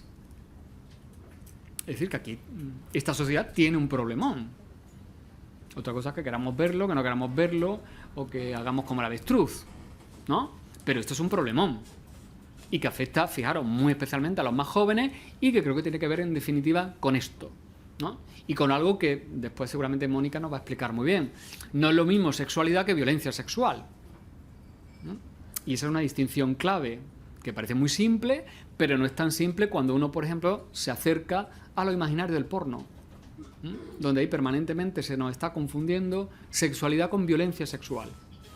Y hay violencia sexual cuando hay relaciones de dominio, cuando hay relaciones de humillación, cuando no se respeta la alteridad, cuando no hay empatía. Eso es clave, que empecemos a trabajarlo con los más jóvenes y con las más jóvenes. Y claro, Amelia, que estará aquí también el miércoles, que ha escrito ese libro absolutamente escalofriante, ¿no?, sobre su propia experiencia, ¿no?, La revuelta de las putas. Ella lo dice de manera muy radical en ese libro. Dice que nos dañan son el brazo ejecutor de este sistema prostitucional. Los consumidores, o demandantes, o compradores, yo los llamo puteros. Ahí es donde está el problema. Ahí es donde tendríamos que poner el foco.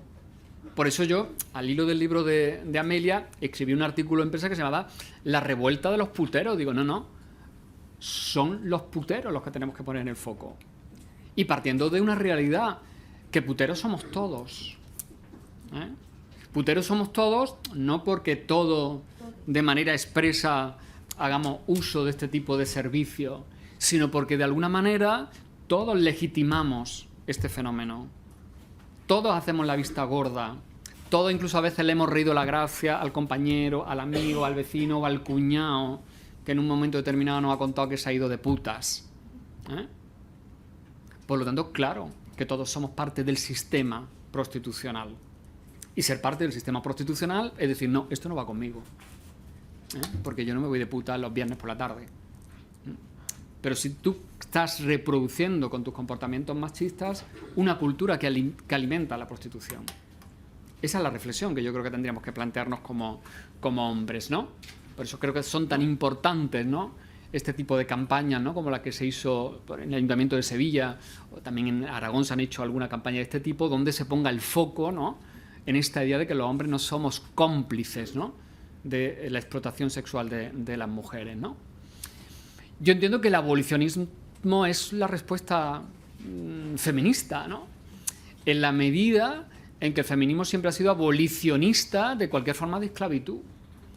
El feminismo entiende la igualdad como una crítica de la dominación, ¿no? Y por lo tanto, una relación de prostitución es una relación de dominación. Y el feminismo es una propuesta ética emancipadora, que busca emancipar a los individuos, por supuesto a las mujeres, pero no solo a las mujeres, de cualquier tipo de esclavitud, servidumbre, sometimiento.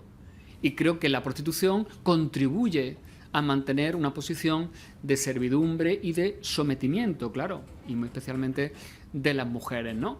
Y creo que todos esos derechos que os pongo ahí en ese circulito se ponen en riesgo permanentemente en la prostitución. La dignidad, la integridad física y moral, el libre desarrollo de la personalidad, la intimidad, el desarrollo de una vida libre de violencia, ¿no? Este año estuve viendo en Madrid esta exposición que tenéis aquí, una exposición en la Biblioteca Nacional dedicada a Clara Campoamor, y en esa exposición nos encontrábamos ese texto que tenéis ahí, que es un texto que firmó Clara Campoamor con otras mujeres representantes de colectivos en el año 32, donde pedían al gobierno de la República la abolición de la prostitución, ¿no?, siguiendo una larga ya estela, una larga tradición en la que podemos situar a mujeres como Concepción Arenal, como Emilia Pardo Bazán, como Margarita Nelke. Por ejemplo, en el año 1921 hubo una manifestación encabezada por Carmen de Burgos, ¿no?, la periodista Carmen de Burgos, que llegó hasta el Congreso y donde le pedían al presidente del gobierno en aquel momento una serie de derechos para las mujeres, y en esa petición de derechos, en concreto en el artículo 9, se decía que desaparezca en virtud de una ley la prostitución reglamentada y que se la persiga. En el año 35 entró en vigor ese decreto que tenéis ahí, queda suprimida la reglamentación de la prostitución, el ejercicio de la cual no se reconoce en España a partir de este decreto como medio lícito de vida, y aquí lo que tenéis son textos de las intervenciones que tuvo Clara Campoamor en el Congreso, en los días 12 a 15 de enero del 32 fue cuando se tuvo lugar el debate, ¿no?, en esas Cortes del 31, y donde Clara Campoamor, de la misma manera que conocemos que luchó denodadamente, ¿no?, por el sufragio, pues también hizo unos discursos absolutamente demoledores en contra, ¿no?, de la prostitución, ¿no? Fijaros lo que dice en este último párrafo, ¿no?, la posibilidad de la degradación de un enorme número de mujeres y la posibilidad de la degradación de un enorme número de hombres a quienes las leyes les dicen que pueden acercarse a una mujer sin amor, sin simpatía, sin siquiera un gesto cordial de estimación.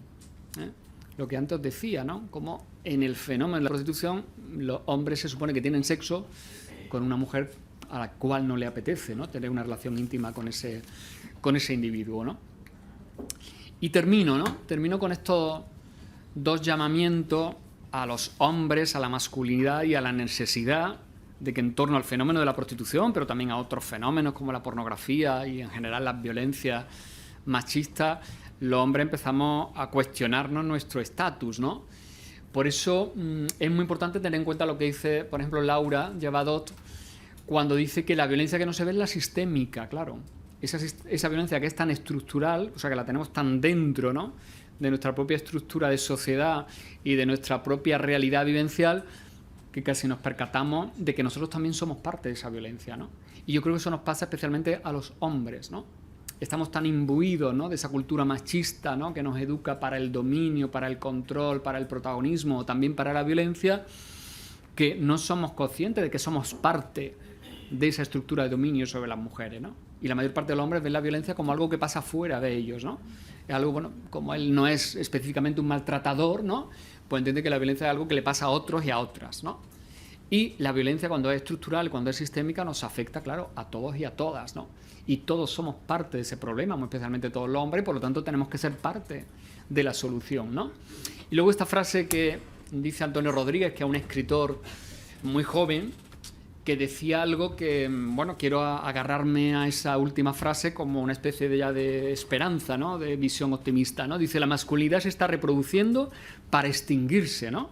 Lo que decíamos antes, quizás esa reacción a la que estamos asistiendo sean como los últimos estertores de algo que ya está a punto de extinguirse. Pero claro, dice Antonio, en nuestras manos está la dignidad de esa extinción, ¿eh? Así que, hombres que estáis en la sala y compañeras, me imagino, de muchos hombres en vuestras vidas, a ver cómo lo hacemos con dignidad. Muchísimas gracias.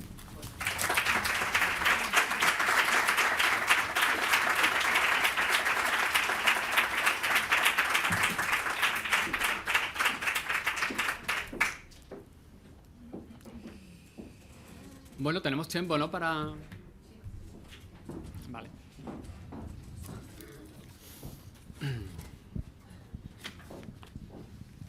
¿Alguien quiere hacer alguna pregunta?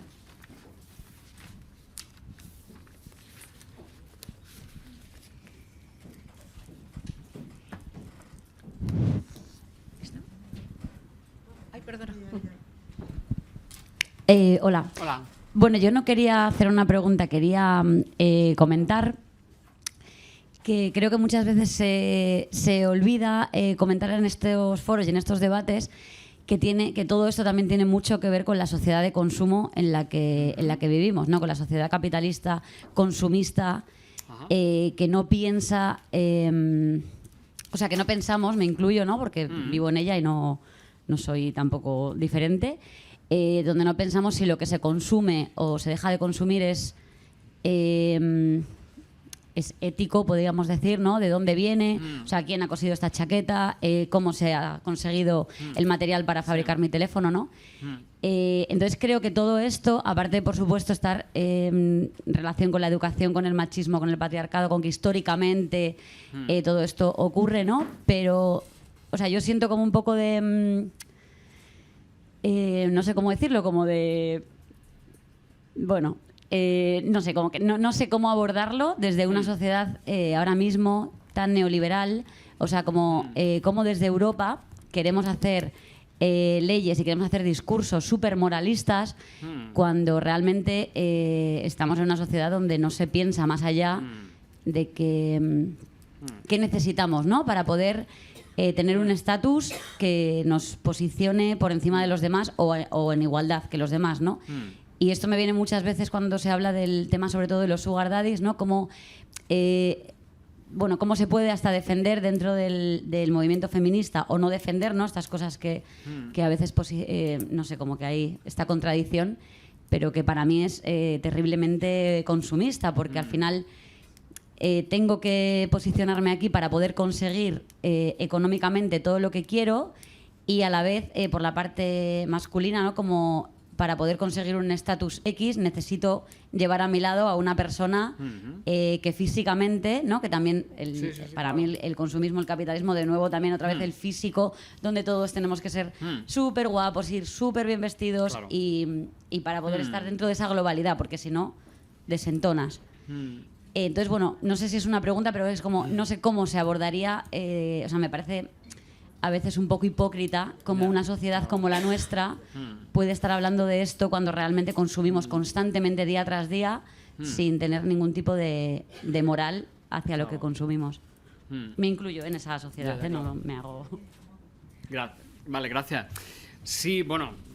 Claro, es que ahí está uno de los grandes, ¿no? De los meollos, ¿no? Un poco lo planteaba al principio, ¿no? Esa sociedad donde por encima de todo convirtió en un valor, ¿no? El tener, el poseer, el aparentar, además, ¿no? Y el responder a una determinada expectativa de acuerdo con lo que manda la sociedad, ¿no? Que tienen que ver con muchísimos factores, como por ejemplo con los cuerpos, ¿no? cómo se entiende que es un cuerpo exitoso, perfecto, un cuerpo que te sitúa con un determinado estatus social, ¿no? El papel que las redes sociales están teniendo en todo eso y cómo está afectando de manera muy especialmente negativa a los más jóvenes, ¿no? Esa hipersexualización de las mujeres, pero también como vemos como los chicos jóvenes y los hombres están también cada vez más sometidos, ¿no?, a unos mandatos de una hipervirilidad musculosa, ¿no?, un determinado canon, ¿no?, que implica incluso a veces una obsesión, ¿no?, por el físico, ¿no?, por un determinado modelo de físico que por supuesto deja mucho en los márgenes, ¿no?, y deja mucho excluidos y excluidas, ¿no? Entonces, yo creo que plantea muchos debates muy interesantes. Primero, esto que te estoy diciendo, el tema de los cuerpos, ¿no?, que atraviesa todo. Atraviesa, por supuesto, el tema de la prostitución, pero otros muchísimos temas, ¿no?, que tienen que ver, claro, al final a las que están en posición más vulnerable esto le afecta el doble y el triple, pero al final nos afectan a todos, porque al final todos y todas pasamos, ¿no?, por ese carril, ¿no? Entonces, ¿qué ocurre? Que, por ejemplo, desde el punto de vista jurídico, que es el que yo más controlo, los cuerpos no han estado presentes como ni siquiera un objeto de reflexión. Hemos construido todo un modelo de sociedad en torno a una visión como muy abstracta del sujeto, donde, bueno, la referencia era el cuerpo del sujeto hombre, propietario, adulto, heteronormativo, con un cierto nivel económico, y a partir de ahí hemos construido todo un modelo. Pero no hemos tenido en cuenta la diversidad de cuerpos, la vulnerabilidad de los cuerpos, la importancia que tiene que ver, por supuesto, todo lo relacionado con la salud, la integridad física, ¿no?, la fragilidad de los cuerpos. Todos esos conceptos que, por ejemplo, con la pandemia lo hemos visto en primera línea. Entonces, todo eso que estás tú en definitiva planteando supone hacer una enmienda a la totalidad del sistema, no una enmienda parcial. No, es una enmienda a la totalidad, porque es cargarse la referencia de que el sujeto que tenemos como eso, el sujeto de referencia del modelo, es el sujeto adulto, fuerte, con un determinado cuerpo, una determinada fuerza, una determinada capacidad productiva, etcétera, etcétera. Y vamos dejando fuera a las que no responden a ese modelo. Antes de empezar el curso, lo decía el concejal, ¿no? Las personas mayores. ¿Qué ocurre con las personas mayores? Pues evidentemente las expulsamos del sistema en la medida que dejan de ser cuerpos productivos y se convierten en cuerpos tremendamente, claro, vulnerables, frágiles, dependientes. Y ahí ya vamos a tener un problemón, ya lo estamos teniendo en las sociedades del siglo XXI, porque tenemos un modelo que no está pensado para eso. Está pensado para todo lo contrario, para el sujeto supuestamente autónomo, productivo y que tiene recursos para sostenerse. Ya está. Y para el resto, pues venga, que venga el papá Estado y nos lo solucione. Ese es el esquema en el cual nos hemos situado. Entonces, claro, yo creo que ahí hay un debate muy, muy profundo que va, por supuesto, más allá de la prostitución. La prostitución es un elemento más, claro, en todo ese debate, ¿no? Del consumo, del ocio, ¿no? De este vivir, ¿no? Para pasarlo bien, ¿no? Los estudios últimos que se hacen sobre prostitución entre jóvenes te cuentan que para ello es, bueno, pues una opción más de ocio, como quien sale de marcha de discoteca o de botellón, pues bueno, hay otra opción que es tener sexo fácil, relativamente económico, ¿no? Pues con una gran variedad de mujeres a su disposición. Una alternativa más de ocio, además habitualmente en grupo, ¿no? Porque el tema de ahí de la fraternidad de varones también es muy importante, ¿no? Tenerla en cuenta, ¿no? Entonces, claro, ese es un tema. Luego, otro tema que tú apuntas que me parece fundamental, el tema, tú has hablado del discurso moralistas, tal. Yo ahí diferenciaría dos cosas. Claro, por un lado estamos, a ver cómo lo explico, en un momento en que sobre todo determinados sectores políticos, que yo identificaría fundamentalmente con la izquierda, se nos lanzan como discursos a veces como muy tajantes en cuestiones que tienen que ver, por ejemplo, con la sexualidad. En el sentido, yo entiendo que es bien intencionado, de que hay que acabar, por ejemplo, con, por supuesto, las violencias sexuales, determinadas formas de explotación. Pero ¿qué ocurre? Que eso, frente al discurso más neoliberal, por supuesto, de la derecha y de determinados modelos políticos que venden por encima de todo que lo importante es tu libertad individual, el que tú te lo pases lo mejor posible y el que tienes todo el mundo a tu disposición, evidentemente ese discurso, ¿no?, que finalmente acaba siendo como un discurso muy represivo, el primero, pues la verdad es que lo tienes muy complicado frente a ese otro discurso mucho más neoliberal que te dice, déjate de tontería, aquí lo importante es vamos a pasarlo todo lo mejor posible, claro, y quien tenga más pues se lo pasará mejor, ¿no? Entonces yo creo que ahí hay una tarea pendiente, entiendo, sobre todo muy desde la izquierda, de cómo plantear un discurso lo suficientemente, podemos decir, hasta atractivo en todo lo que tiene que ver con estos temas, que son temas de responsabilidad ética. Lo que tú decías, qué consumimos, de dónde nos llega. Claro, esto que permanentemente parece que nos está sometiendo a restricciones, ¿no? Desde que vas a un supermercado y dices, bueno, a ver lo que compro, porque a ver este producto de dónde viene, ¿no? A ver qué ropa uso, porque tal, ¿no? Entonces parece que estás como constreñido permanentemente, ¿no? Con reglas que te dicen, oye, mucho cuidado con lo que haces, ¿no? Bueno, pues yo creo que ahí tendremos que articular un discurso que sobre todo ponga el énfasis en cómo construimos lo común y en cómo construimos las condiciones compartidas de coexistencia y de supervivencia. Y eso pasa por un consumo, por supuesto, más responsable, bueno, por una relación medioambiental mucho más sostenible que la que tenemos ahora mismo y, por supuesto, un trato con las personas lejos de mecanismos explotadores. Insisto, eso supone asumir una ética de la responsabilidad. Y yo no hablaría tanto ahí de moral, porque parece que eso nos lleva, ¿no?, a ese debate moral que puede caer muy pronto en lo moralista, sino hablaría de una responsabilidad ética, ¿no? Y claro, las democracias han desarrollado poco esa responsabilidad ética de los individuos, ¿no? Y eso, pues volvemos un poco a lo de siempre, eso hay que forjarlo desde primera hora, claro. Y todo eso en un contexto donde tenemos un montón de enemigos alrededor, desde el mundo de las redes sociales, desde el mundo de Internet, de esos espacios donde es muy difícil establecer límites, controles y diques de contención, ¿no? Y donde, por supuesto, lo que prolifera es lo que tú dices, ¿no? Ese discurso de tú lo tienes. Además, otro elemento muy interesante, ¿no?, a tener en cuenta, tenerlo todo y además inmediatamente, ¿no? Y yo creo que todos estamos en esa dinámica, ¿no? Es decir, yo compro algo por internet, ¡boom! Y a ver si me lo traen a mi casa esta tarde. Claro. Entonces, esa dinámica la estamos instalando en nuestros comportamientos, tenerlo todo a golpe de clic, cuanto antes, ¿no?, por esa especie de satisfacción inmediata que nos da tener una cosa, ¡pum!, cuanto antes, ¿no? Eso trasládalo, pues, a otras cuestiones como puede ser el sexo, ¿no? Donde tú, a golpe de clic también, prácticamente, pues puedes tener sexo con un amplio catálogo, ¿no?, de opciones. Entonces, claro, ahí es romper unas dinámicas mucho más complejas del hecho en sí de la prostitución, ¿no?, que tienen que ver mucho con lo que tú dices, ¿no?, y que tienen que ver, entiendo yo, con una ética de la responsabilidad, claro, y cómo construimos un discurso que sea lo suficientemente sugerente también para que, sobre todo, nuevas generaciones lo incorporen a sus vidas, ¿no?, y que hagan un contrapeso frente a esos otros discursos que le dicen, oye, no, aquí lo importante es que os lo paséis bien, ¿no? Yo creo que estamos en ese momento, ¿no?, tremendamente complicado y donde tendríamos que ser mucho más imaginativos, quizás, ¿no?, de lo que lo estamos siendo, ¿no? Pero sí, yo creo que el meollo está ahí donde tú dices, claro, ¿eh?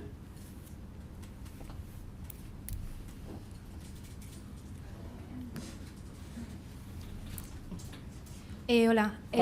Gracias por la exposición, porque a mí me ha parecido muy, muy útil y muy completa para aprender sobre el tema. Yo tenía dos dudas relacionadas con las leyes actuales en la normativa española y una de ellas es muy concreta, es sobre lo que has dicho de Cataluña. Es una curiosidad de saber quién ha hecho el estudio que comentaba sobre que 2 de cada 3 personas que están siendo sancionadas. El grupo de investigación Antígona. Antígona, vale, gracias. Antígona, un grupo de profesoras de la Universidad de Barcelona y no sé si hay de otras universidades.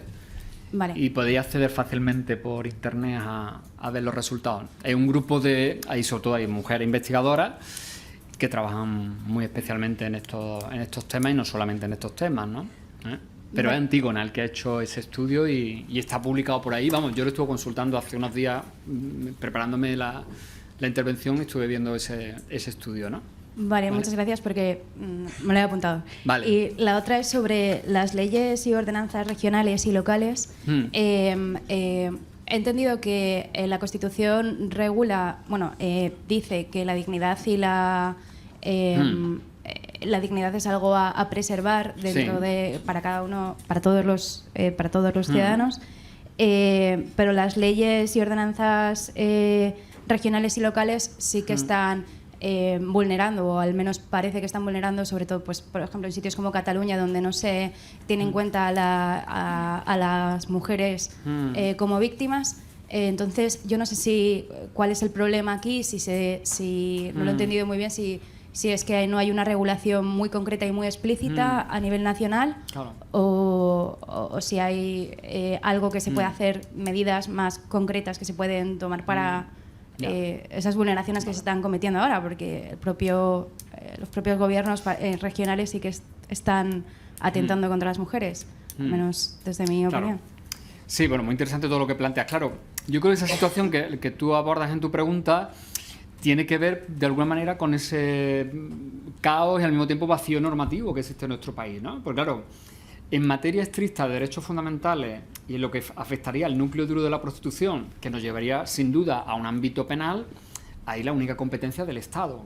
Es decir, el único que podría hacer una ley que regulase de manera expresa o la regulación de la prostitución o su abolición o cualquier tipo de medida de tipo penal y que castigue a los sujetos que están en el negocio es el Estado, por competencia y porque sería necesariamente una ley orgánica, etcétera, etcétera, ¿no? ¿Qué ocurre? Que por supuesto no existe ese marco normativo, que el Código Penal castiga determinadas conductas, pero de manera además muy indeterminada y que pueden dar lugar incluso a pronunciamientos jurisprudenciales muy diversos, y en ese conjunto de caos y vacío que tenemos han entrado determinados poderes locales, sobre todo porque lo que encontramos son sobre todo ordenanzas municipales, que la única competencia que tienen es justamente para regular el uso del espacio público. Y entonces, claro, han empezado a introducir una serie de previsiones que a mí me parece incluso, como tú también apuntas, incluso a veces de dudosa constitucionalidad, ¿no? En la medida en que acaban afectando, pueden afectar a derechos fundamentales de esas personas que se ven en medio, ¿no?, de ese conflicto, ¿no? Pero que la única competencia que le da la ley de base es ordenar la convivencia del espacio público, ¿no? Y en virtud de esa interpretación de la ley de base, pues tenemos una ordenanza de todo tipo, de todos los colores, donde cada una define, por ejemplo, eso que os decía antes, cómo se define un espacio que pueda ser de especial peligrosidad para, ¿no?, sancionar a quien esté haciendo un negocio de prostitución.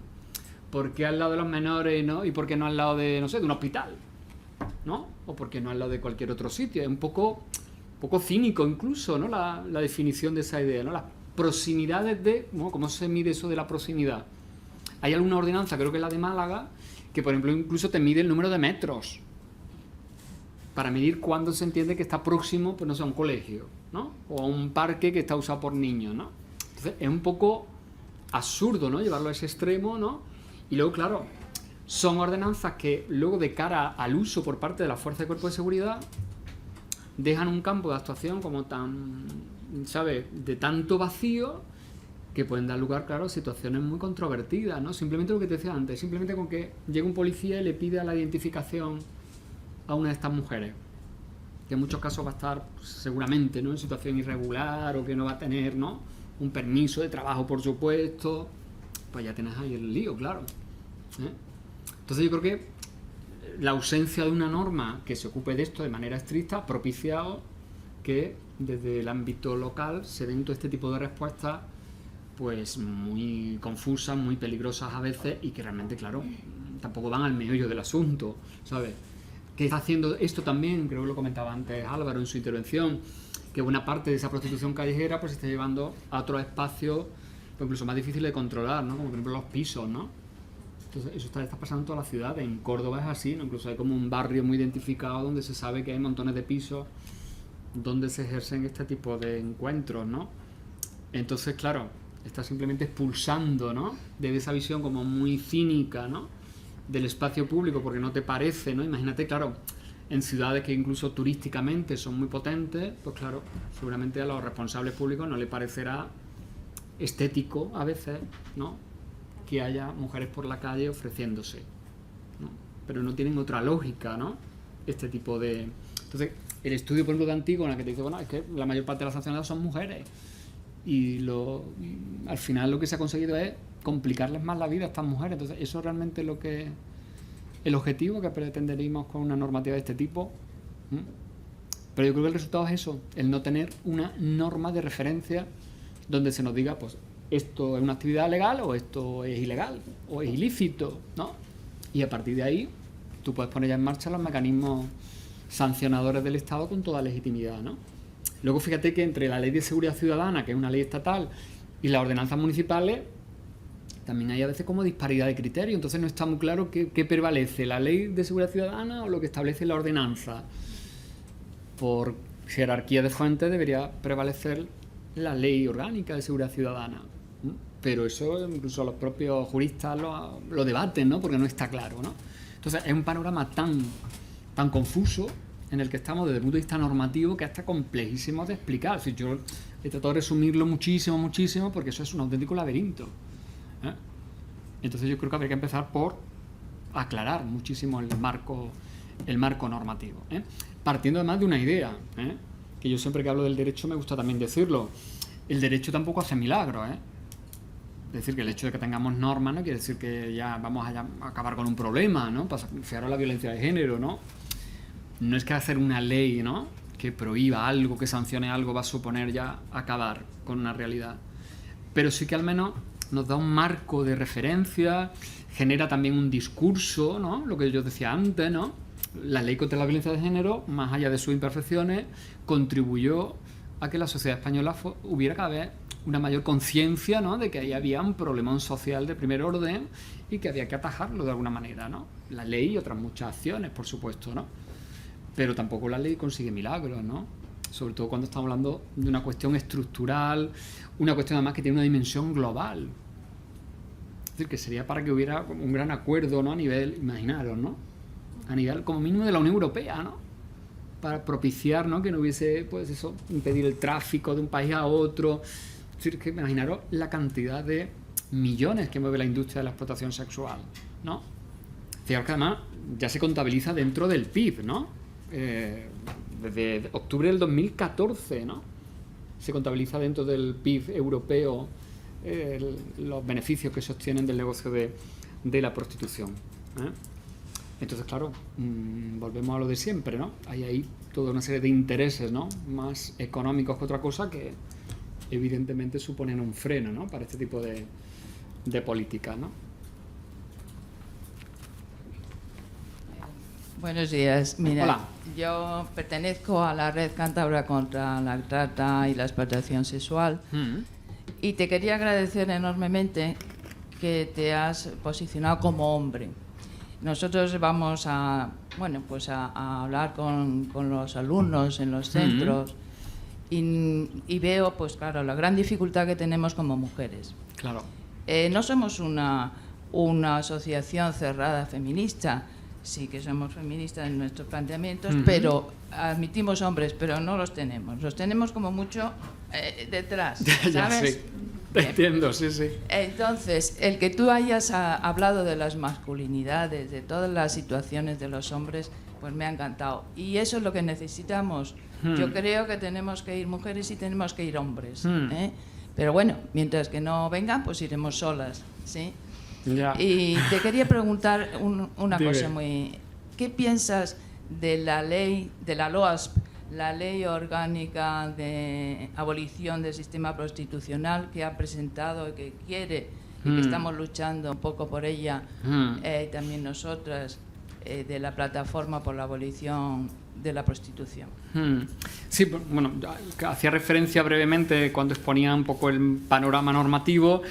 Esa ley que yo me la estaba leyendo hace unos días para preparar todo esto, la verdad es que es una ley como de mínimos, ¿no? O sea que yo, claro, había oído hablar del proyecto, pero no me había leído, ¿no?, la proposición entera, ¿no?, hasta hace unos días. Y claro, es una proposición como muy de mínimos. Supongo que también el grupo socialista que la presenta no ha querido, en este caso, pillarse mucho los dedos, ¿no?, en el sentido de que de primera, ¿no?, presentar como una cosa muy exhaustiva que pudiera luego limitar, ¿no?, la capacidad de negociación, ¿no?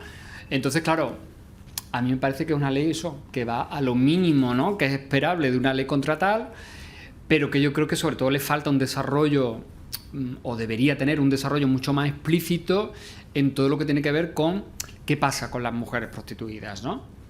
Porque claro, toda la carga penal, eso es muy fácil. Es decir, yo poner en el Código Penal, se castiga no sé qué, o se castiga al cliente con tantos miles de euros, o tal, eso no tiene complejidad. El problema es cómo planificas, ¿no?, desde el punto de vista normativo, y luego eso cómo lo llevas a la práctica, además, en un estado descentralizado como el nuestro, donde tienes que tener en cuenta comunidades autónomas, entes locales, porque al final esto también es un fenómeno muy local, ¿no? Y ahí es donde yo creo que está la gran dificultad de este tema, ¿no? Entonces yo creo que ahí la ley se queda muy cortita desde mi punto de vista, claro. Pero no sé si es una estrategia política, ¿eh? Octavio, perdona, pero no era porque tú estabas hablando... ¿Funciona? Sí, ahora sí. Sí. Estás hablando de lo que quieren meter en el Código Penal Sí. el Partido Socialista, Sí. que no es una ley, es una revisión del Código Penal. Sí. No, yo te estaba hablando de la ley orgánica de la abolición del sistema prostitucional que está luchando desde hace 2 años el movimiento feminista, que hay más de 200 asociaciones en la plataforma por la abolición de la prostitución, donde también nosotros estamos, que ha elaborado toda una ley sobre esto. A lo mejor no la has leído, o sea, no pasa No, nada. no la propuesta de ley no. Sé que existe, No. pero no la he leído la Vale, propuesta. vale, pues, no. Entonces, claro, yo cuando has dicho proposición me estaba yendo a la que está en el Claro, Congreso, claro. claro. Claro. Es que, por un lado, está esa, que se Pero está esa propuesta no ha llegado ningún grupo político para presentarla, ¿no? ¿O sí? se quiso presentar al Pero se presidente y no lo Vale. admitió. Luego estuvieron con la dirección, con el Ministerio de Igualdad, la iba a estudiar, no contestó. Entonces, en estos momentos hay movimientos en la calle, movimientos por todas partes, para tratar de que bueno, pues esa ley se pueda discutir en el Congreso. De hecho, está totalmente elaborada por juristas Y tiene su articulado y toca toda la propuesta, todos ¿no? los temas. ¿Eh? Bueno, sí, pero... Se llama, ¿y te acuerdas del título exacto de LOASP, LOASP.